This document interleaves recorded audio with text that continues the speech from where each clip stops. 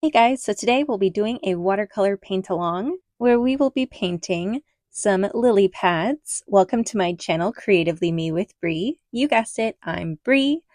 This is the piece that I have by the end of this video, and hopefully you'll enjoy your time with me. And while this is not a full tutorial, I will occasionally share some of my ideas, concepts, and techniques that I used in order to achieve this piece. For example, I am painting wet on dry at the moment. I am being mindful of both perspective as well as composition as I place my lily pads. The further down the page, the larger; the further towards the top, the smaller the lily pads will appear.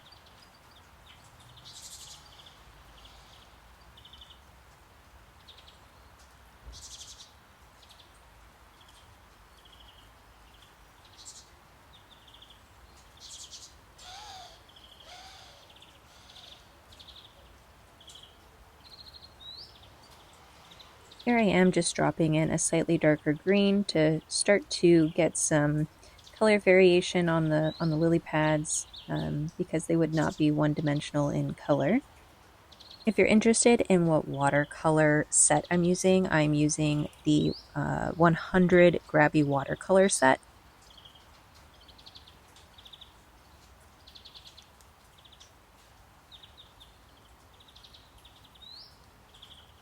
Now I'm painting around the lily pads.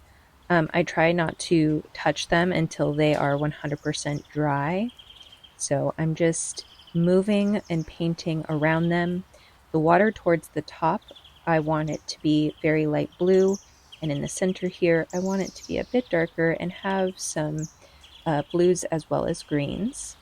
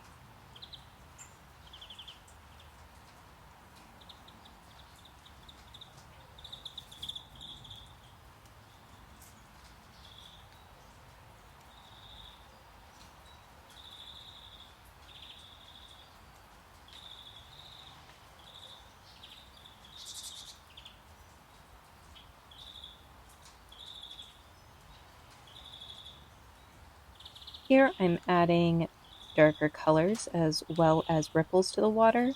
I tried to keep the brushstrokes horizontal so that it keeps in line with the water flow and the rippling effect that I would like.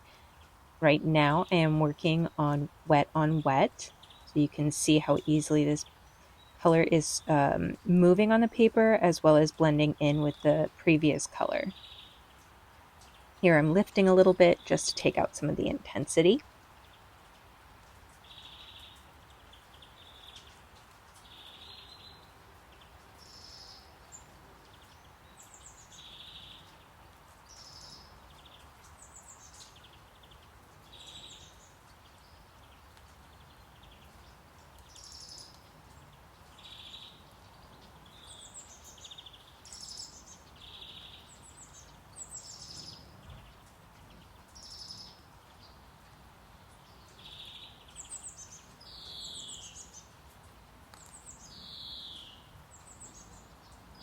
I'm adding a bit of teal that's similar to the bottom color, but a bit lighter and more vibrant. And I'm doing that because I want to add in some more lily pads in that area. And I wanted there to be sort of like a shadow underneath them.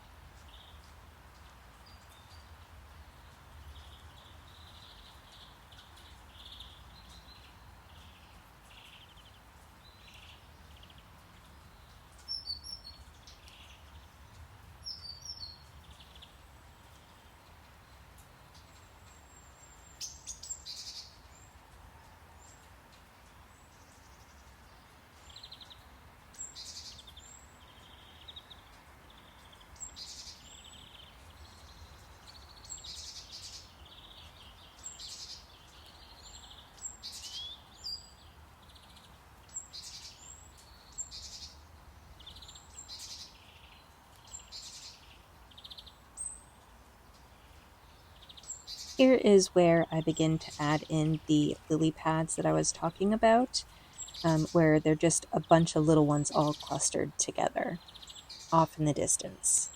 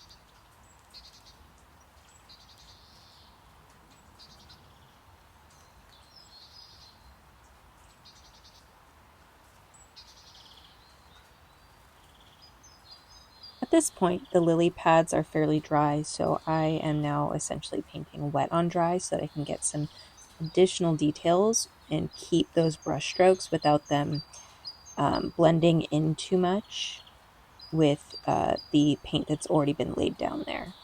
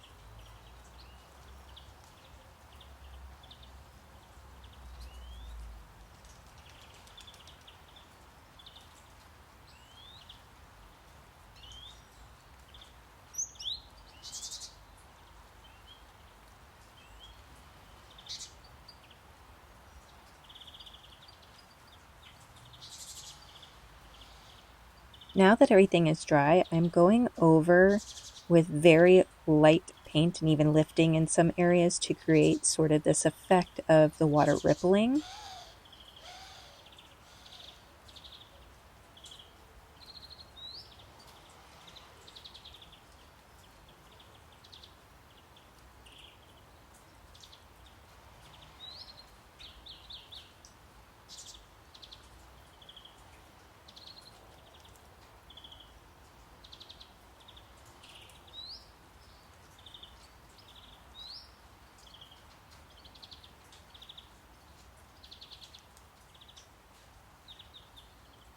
Down here, I'm adding some darker green into the water, almost suggesting that there is life under the water, some sort of plant life happening, or maybe even some very loose, oh, you can see my cat's whiskers there, um, some very like loose and not in focus water lily pads.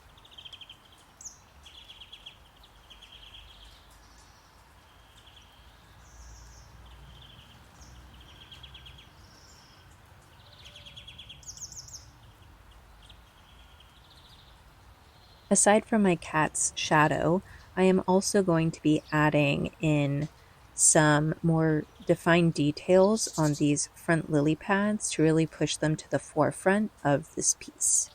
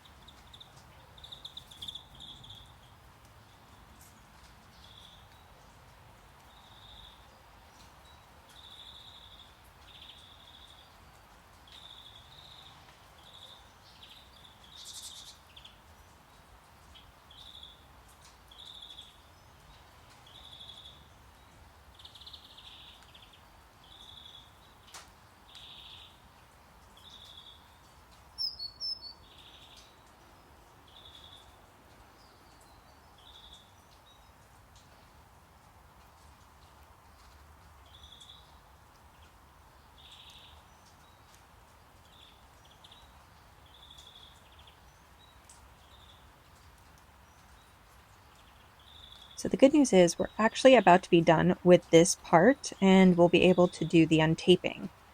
However, we will be adding a bit more details.